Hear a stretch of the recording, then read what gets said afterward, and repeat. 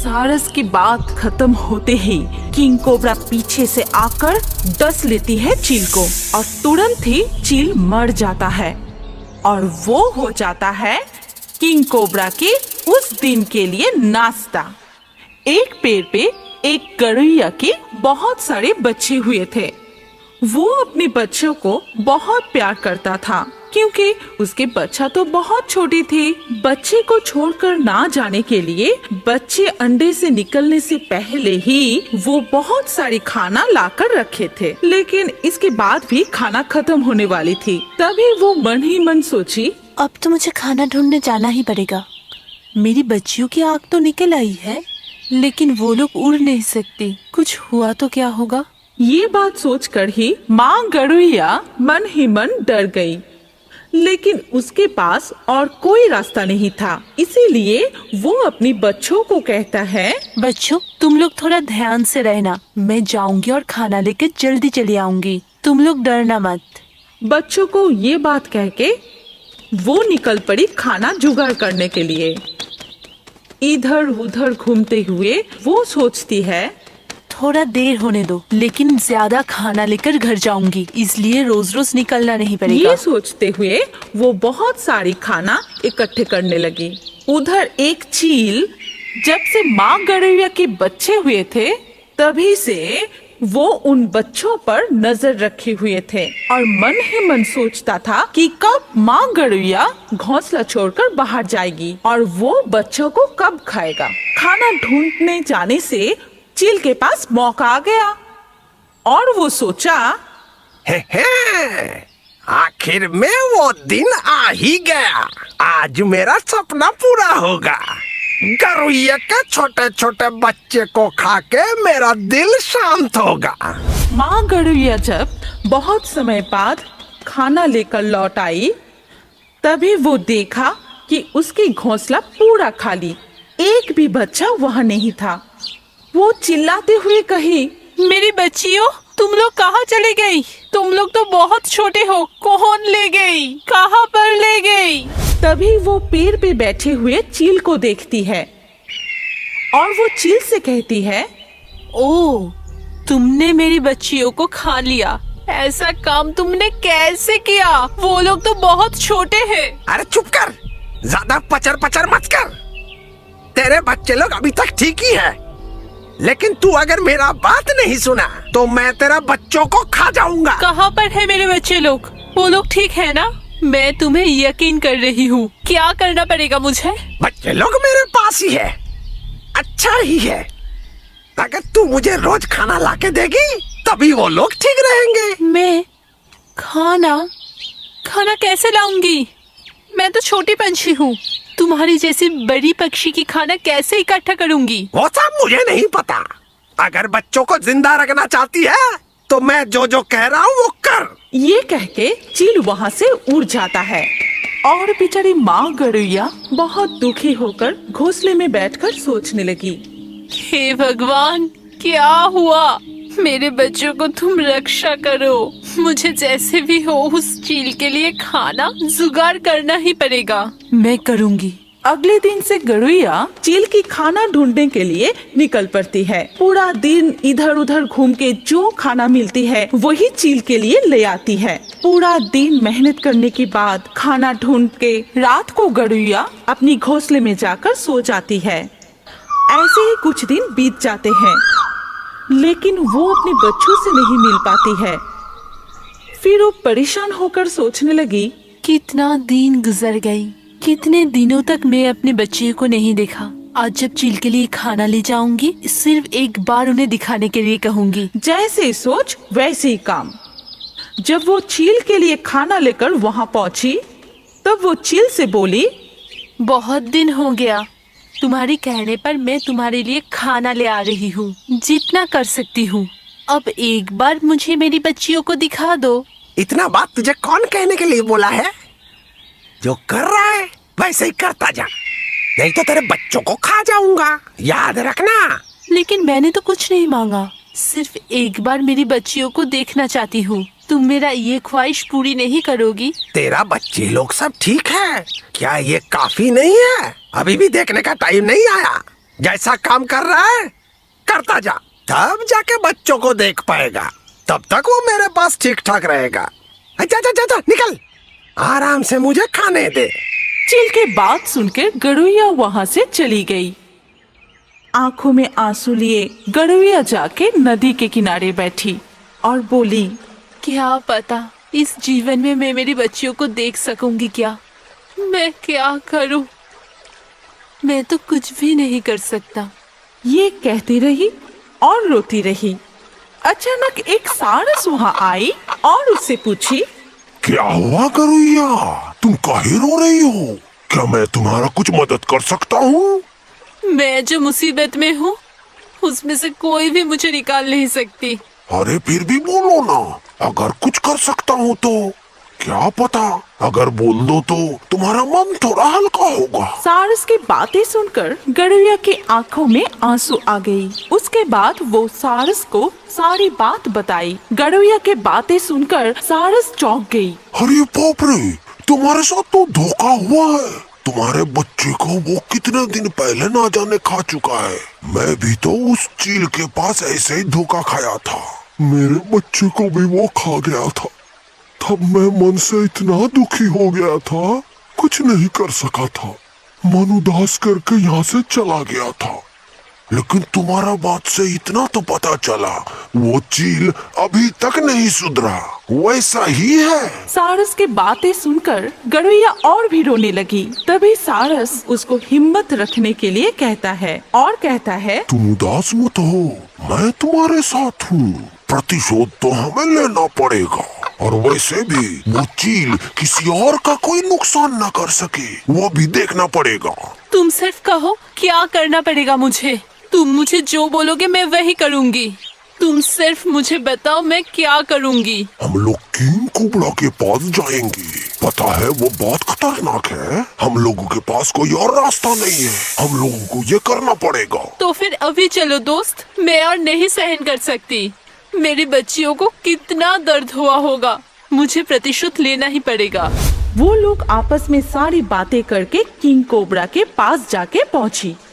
King cobra तभी अपनी गुफा पर आराम कर रहे थे। सारस से हिम्मत जुटाकर उसे बुलाया। किंग कोबरा, रे किंग कोबरा, तुम्हारे मदद की हमें बहुत जरूरत है। मदद करो हम लोगों को। बहुत मुसीबत में पड़कर तुम्हारे पास आए हैं। तुम्हारे पास आने से कोई जिंदा नहीं बचता जान के भी आए हैं, क्योंकि हमारे पास कोई और रास्ता नहीं। तुम हमें बचा लो। क्या हुआ है? ऐसा कौन सा मुसीबत आया है कि तुम लोग जिंदगी हाथ में लेके हमारे पास आए हो? हमें सब कुछ बताओ। अगर संभव है तो हम तुम्हें जरूर मदद करेंगे। तभी सारस सब खुलकर बताया। गरुइया भी रोते हुए मदद मांगी।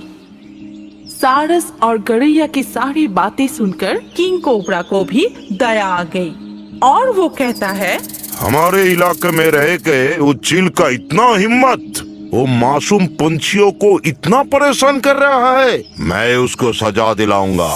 तुम लोग जैसे भी हो उसको इधर लेके आओ।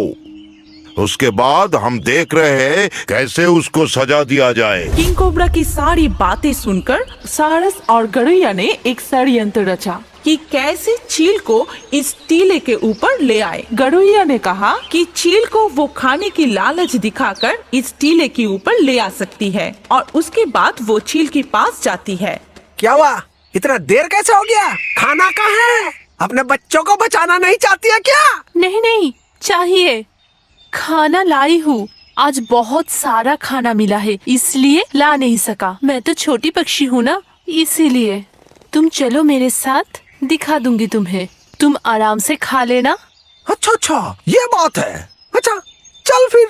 ये सब कह के गरुइया छल से चील को लेकर किंग कोबरा की गुफा तक पहुंचता है जो नदी के किनारे था। तभी सारस को वहाँ देखकर चील कहता है, तो ये मेरा खाना है, लेकिन लगता है इसको मैं पहचानता हूँ। ओह, पहचानते हो? हाँ मुझे पता है। मेरी बच्चियों को जैसे खा लिया उसी तरह उसके बच्चियों को भी खा लिया था। याद आ रहा है? अच्छा, मतलब तू सब जान गई है। कुछ नहीं होगा, आज तुम दोनों को खत्म कर दूंगा, तब जाके मुझे शांति मिलेगा।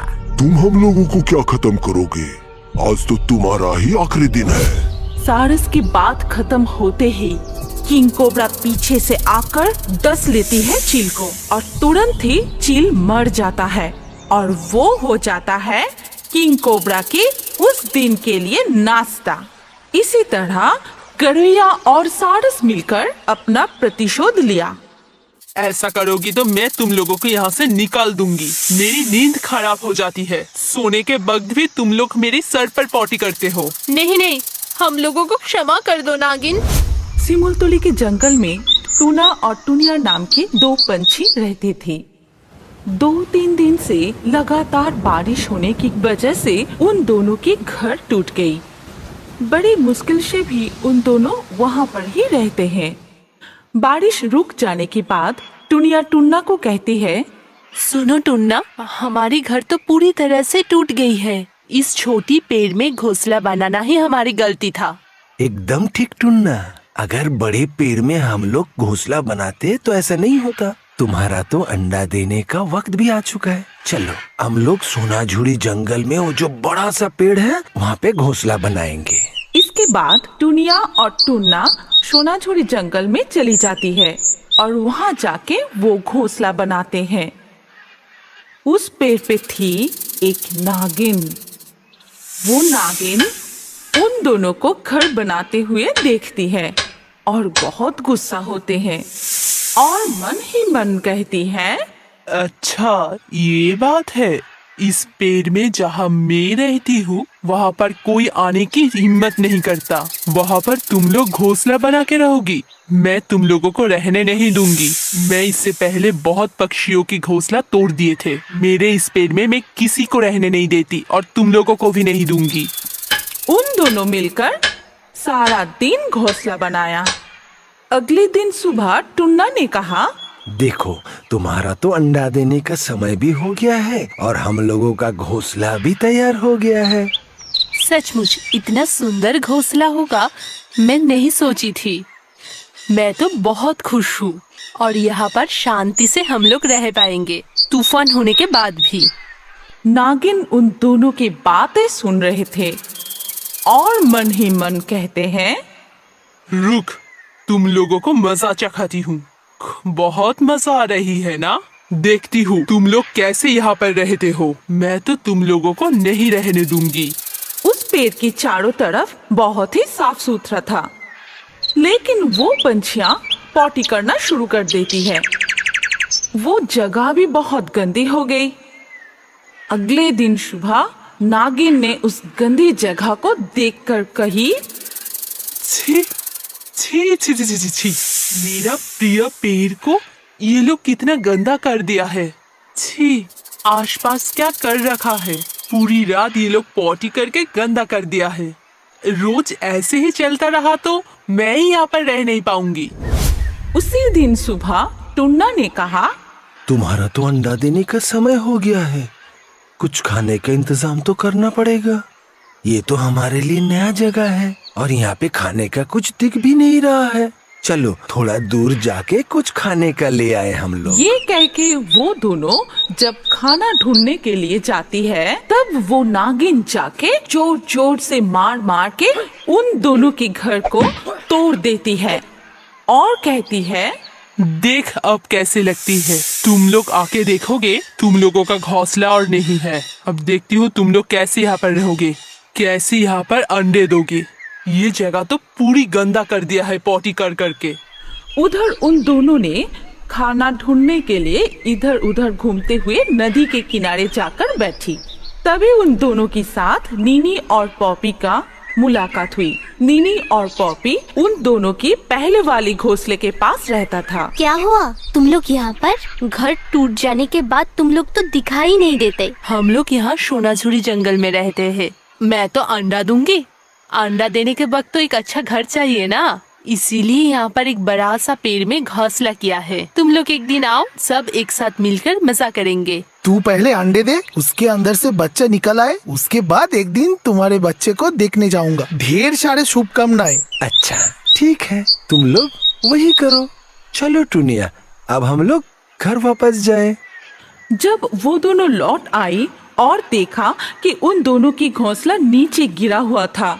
ये क्या टूना, हमारा इतना बड़ा नुकसान किसने किया?